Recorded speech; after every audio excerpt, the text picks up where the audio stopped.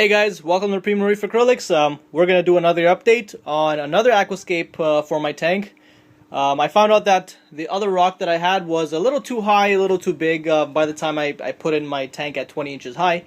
So anyways, cut it very short. This video is not going to be long like last time. I'm just going to make this into a spider effect or a multi-branch coral rock. So this way I can place different SPSs at different lengths and different heights, and at a lower height from the water. So I'm going to keep this about approximately 40% from the bottom to the top, or maybe 30%, so 30% high. So that's it. The first stage is you take your acrylic pieces, half-inch thick. It really doesn't matter. You can see that the edges are really not good on this, but that doesn't matter. I cut them into V shapes. So this is the layout that I'm going to have. The base, multiple branches. Now I'm going to go ahead, heat it, and then bend it. So wait for that. Alright guys, so we're here at phase 2 now. We've bent all the acrylic inside the oven. I just kind of randomized all the different type of shapes. I actually put some of them, if you can see the curve on this one compared to this one, you can see that it's at different levels. So that's exactly what I did. I just randomized a whole bunch of acrylic, bent them to different desired shapes, and that's what it turns into. So sitting down, you can see that they're at multiple levels. So that's exactly what you want to achieve. I have some Wildan 4 in an applicator bottle, and now I'm just kind of placing these acrylic pieces at different lengths and different areas, just to see, you know, what kind of works for me here. So again, you can place them at the middle portions. Again, any way you want. Use your imagination. Nobody's gonna hit you on this or make it perfect, but that's exactly what I'm trying to do here. Just try to make different points so they come off at different angles, and that's it. So I will show you the next part on how to cement, which I'll show you how it's going to look to cement, because I covered that in the previous video, how to cement everything. So again, I'll show you next video, which will show you the cementing concept with hydraulic cement as a base, get it started, and then we work our way up. So stay tuned for the next one. New Aquascape on its way.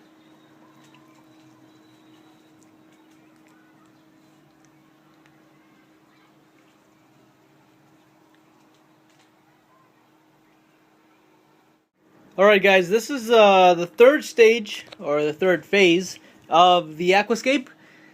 So it's turning out pretty decent. I'm really liking this, actually, better than the other concept. Let me turn on the light here to see if it makes a difference. Yes, it does.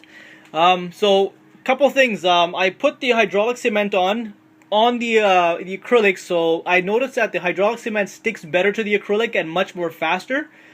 Hence why I use the hydraulic cement on the acrylic. So that creates like a coat on top of the acrylic, so it gives it a texture. So when I start putting the other cement, it really will take the bulk of it, and there's a rough surface for it to bond on.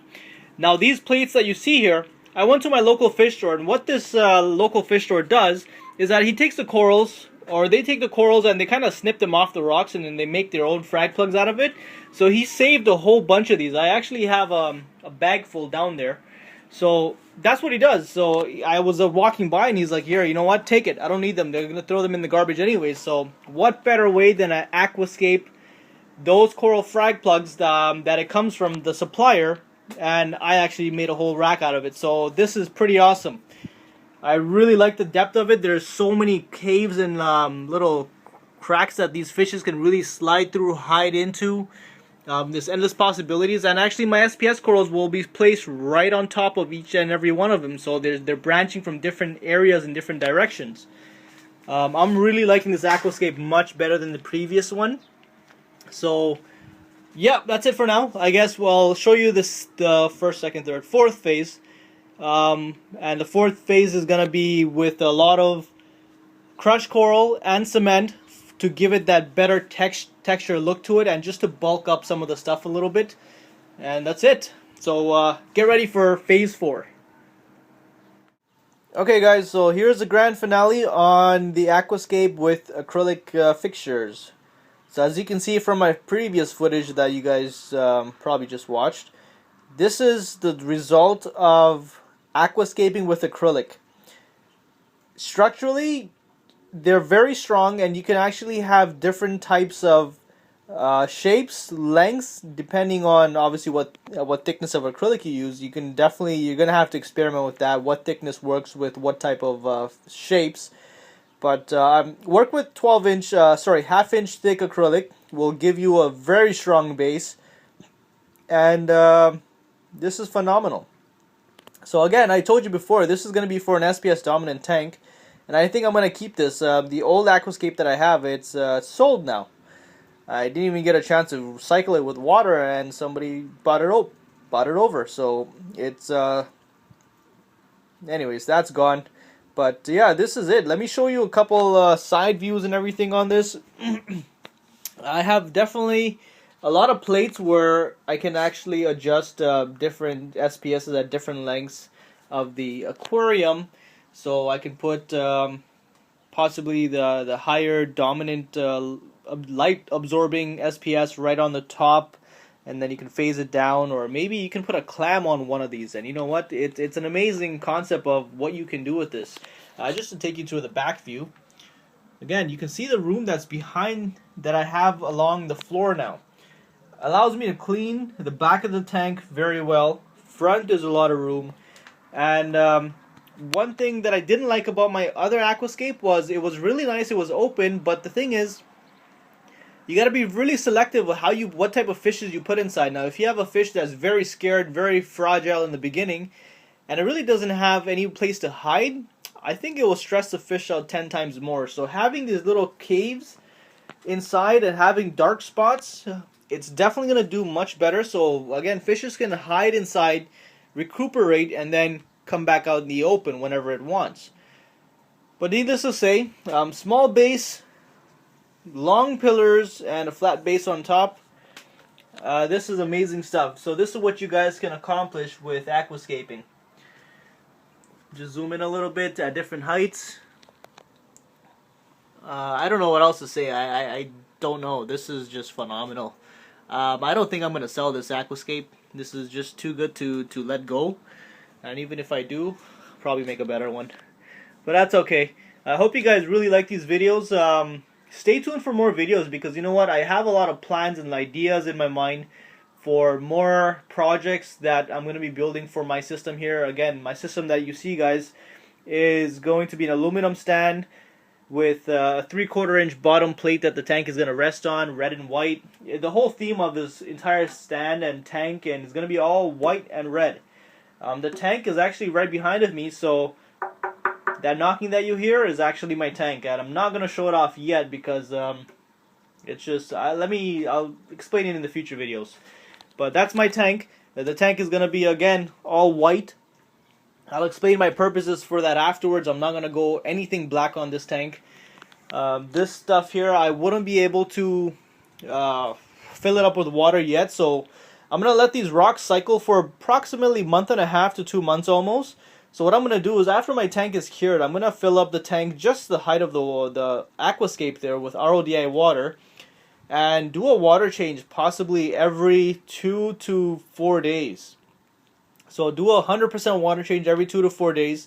Take all the phosphates out for about a month or a couple weeks. As soon as I see my pH drop, that's when I'm going to cycle it afterwards with salt water. So I'm going to take the right salinity level that the aquarium is going to have, and then these rocks will cycle again. So I think it's very important to do that, is because when you cycle with RODI water, you're cycling with no contaminants in the water. That's fantastic to have. So whatever is in these rocks, like phosphates and other maybe small little chemicals that they will encourage algae growth, the RODI water will definitely leak that out, and you can definitely test it much more better. But when adding salt water to this, I think is really important, because what the salt will do is the salt will probably trigger more stuff within the cement and possibly leach that out also. So I'll probably do another 2 to 3 weeks of weekly water changes. Again, 100% on the entire Aquascape. So I'm going to make sure this is fully cycled before I add anything, or before I start my actual main tank display. So this tank is going to be well, I'm pretty much going to a show. It's fragmeet.com, which happens yearly or bi-yearly, and it's happening here in Toronto, so I'm looking forward to it. It's obviously a frag meet, but I'm gonna be displaying some of the stuff here. So I'm gonna have two tanks. I'm gonna have my tank with this entire setup, plus I'm gonna have another tank which is a 48-inch tank by 20 by 20. So I think that's 90 or 100 gallons. I'm not too sure. So that's actually for a client in Montreal. I've been getting a lot of quotations on these aluminum stands, and if you look at it, look at the profile, really slim, really narrow. So I'll show you future videos on the show. I'll probably make a video at the show to show you guys what's happening and some of the views that we get and customers' response or reviews to my equipment. But that's it for the Aquascape. Hope you guys do like it. Stay tuned for more videos, and please spread the words on these Aquascapes with acrylic. And rate, comment, and subscribe. Thanks, guys, and have yourself a great weekend.